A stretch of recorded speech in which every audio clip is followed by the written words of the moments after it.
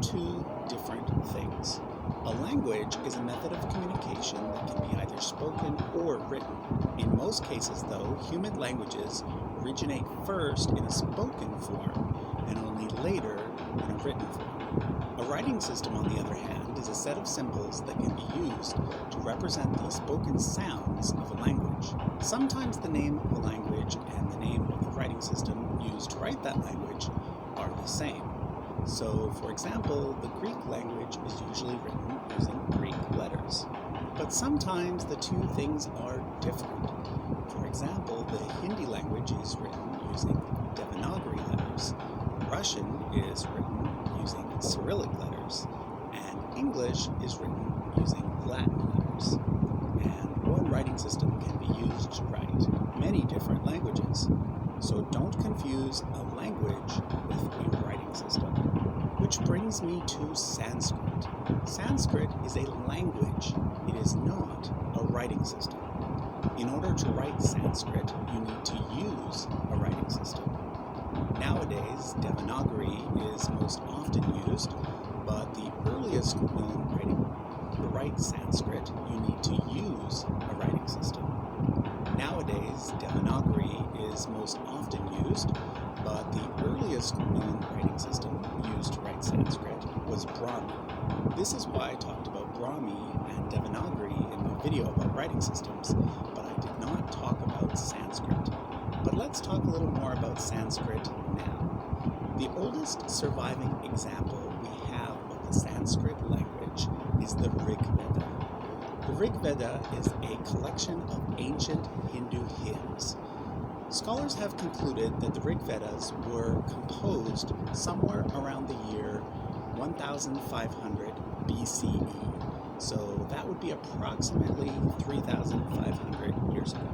Experts are able to come up with dates like this through linguistic analysis, which involves comparing a bunch of related languages and figuring out how they are actually branches originating from a single original language. In this case, we know that Sanskrit is one of the many branches that evolved from Proto-Indo-European, which happens to be the ancestor of English as well. Anyway, we know that the northern Indian languages diverged from Iranian languages around 4,000 years ago, and that's why Vedic Sanskrit is dated to a little bit after this. And I should point out that whatever language was spoken before the divergence can't really be called Sanskrit. It's more accurately called Proto-Indo-Iranian. So once again, let me state that the Rig Veda was composed in Sanskrit around 3,500 years ago. Now, the problem with statements like this is that they lead some people to assume that somewhere in India, probably in a museum, is a very dusty 3,500-year-old book, which is the original version of the Rig Veda, and that all modern copies are based off of that original. But here's the thing. Note that I said that the Rig Veda was composed 3,500 years ago. I didn't say that it was written 3,500 years ago. As far as we know, the Rig Veda was originally passed down orally only. So 3,500 years ago, people were speaking Sanskrit, but they weren't writing in Sanskrit. If they were, no copies have survived, and therefore we have no way of knowing what writing system they used. The oldest physical copy of the Rig Veda we have today is actually only about 600 years old, and the oldest written examples we have of anything written in Sanskrit are only about 2,100 years old. These include the Hatipada Gosandi inscriptions, which were carved into stone using the Brahmi script.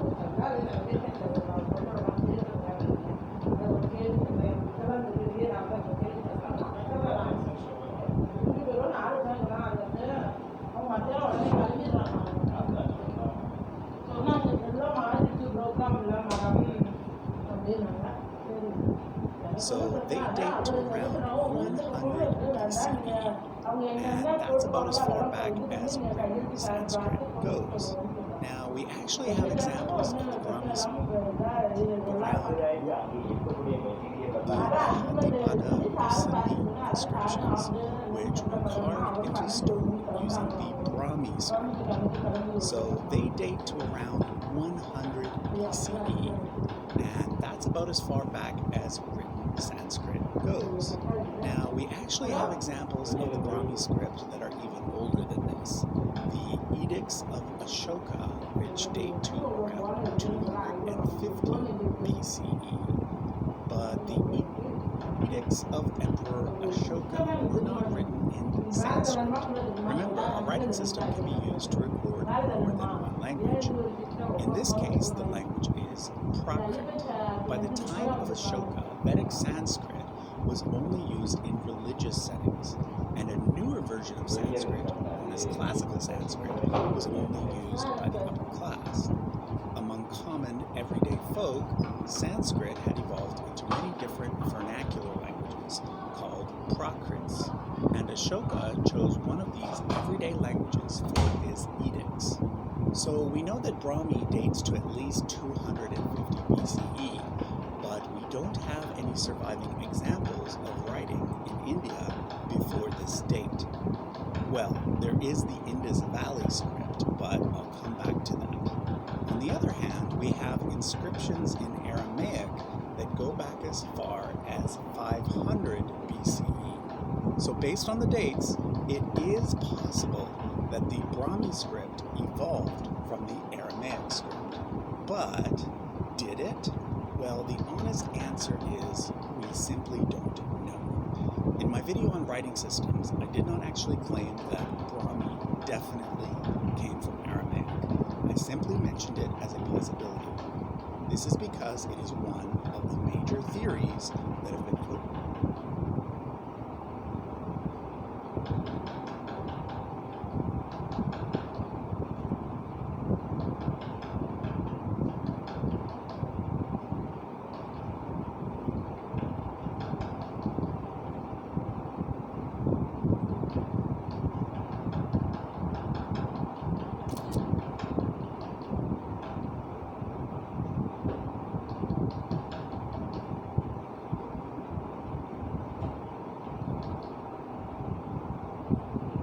forward by people who study such things, and in a lot of ways the theory does make sense.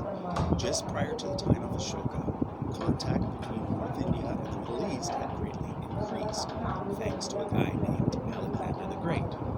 This is also why Buddhist sculptures from this period suddenly start looking a lot like classical Greek sculptures. The Greeks obviously spoke Greek and used the Greek alphabet, but in Persia, which is right next to North India, the Aramaic language and writing system was still used. In fact, Ashoka wrote some of his edicts in Greek and Aramaic, using the Greek and Aramaic scripts, so we definitely know that Indian scholars at the time were familiar with it. And then there's the physical similarities. Some of the Brahmi letters look very similar to the Aramaic letters, and the sound values match pretty closely as well. But on the other hand, Brahmi has many features that do not correspond to Aramaic and other Phoenician descendant scripts like Greek and Latin. The most important being that it is an abugida rather than abjad or alphabet. If you want to know the difference between these three things, you'll have to watch my writing systems video. Another difference between Brahmi and Aramaic is that Brahmi has way more consonants. This is because Sanskrit and its descendants, like Hindi, have aspirated and non-aspirated versions of most consonants. I'm pretty bad at pronouncing the differences, but trust me, they are there. And whereas the letters in most abjads and alphabets have a seemingly random order, Brahmi and the many South Asian scripts that descend from it are arranged very logically.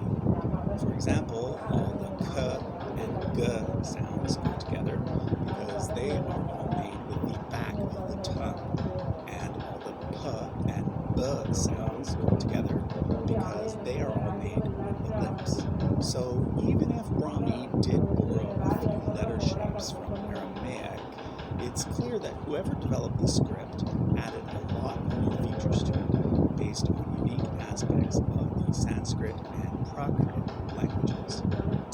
if Brahmi didn't come from Aramaic, where did it come from? Well, there are three possibilities.